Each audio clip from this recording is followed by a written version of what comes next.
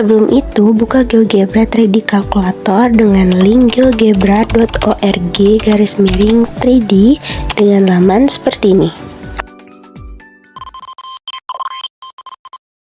Baiklah, di sini saya akan membuat irisan lingkaran pada kerucut. Pertama-tama kita akan membuat kerucut dengan mengklik poin pada basic tools dan klik cone pada solve.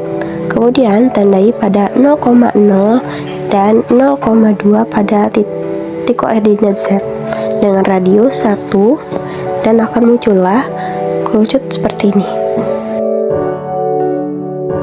Kemudian kita akan membuat irisan lingkaran pada kerucut dengan mengklik parallel planes pada planes, kemudian tandai sembarang pada kerucut. Di sini saya menandai 0,1 pada titik koordinat Z. Nah, di sini irisan lingkaran pada kerucut sudah terlihat. Namun, agar tampak jelas, kita klik pada intersect to surface pada basic tools, kemudian tandai pada irisan lingkaran kerucut agar terlihat lebih jelas.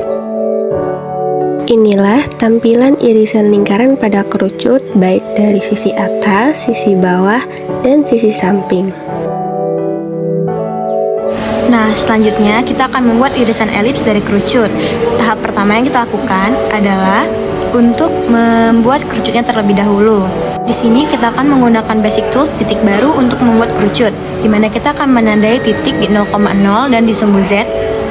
Lalu selanjutnya kita akan ke menu tool solids. Di sini ada cone untuk membuat kerucut. Kita klik titik yang di 0,0 dan titik B-nya. Di sini ada jari-jari dengan jarinya satu saja, teman-teman. Lalu di sini terlihat kerucut yang sudah terbuat. Nah, selanjutnya untuk membuat irisan elipsnya kita bisa gunakan basic tools bidang melalui 3 titik. Nah, kita tandai titik di sumbu X, Y, dan Z. Nah, sekarang irisannya sudah mulai terlihat tapi belum jelas ya teman-teman. Untuk memperjelasnya, kita bisa menggunakan tools memotong 2 permukaan. Caranya kita klik bidang dan juga irisannya agar terlihat jelas irisan elipsnya. Nah, teman-teman, di sini kita sudah bisa lihat jelas bagaimana irisan elips pada kerucutnya.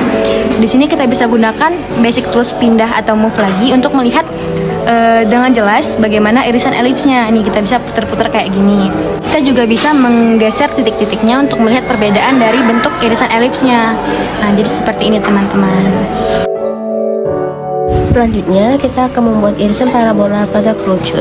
Langkah pertama yang harus dilakukan yaitu membuat kerucutan terlebih dahulu menggunakan basic tools yaitu titik baru. Lalu kita akan menandakan titik 0,0 dan 0,2 di sumbu Z. Setelah menandai titik tersebut, kita beralih ke tool solid dan pilih cone untuk membuat kerucutnya. Tekan titik 0,0 lalu masukkan jari-jarinya yaitu 1. Nah, maka jadilah kerucutnya. Setelah itu kita beralih ke basic tools lalu pilih bidang melalui 3 titik. Setelah itu kita tandai titik di sumbu X, Y, dan Z, maka terlihatlah bentuk irisan parabolanya.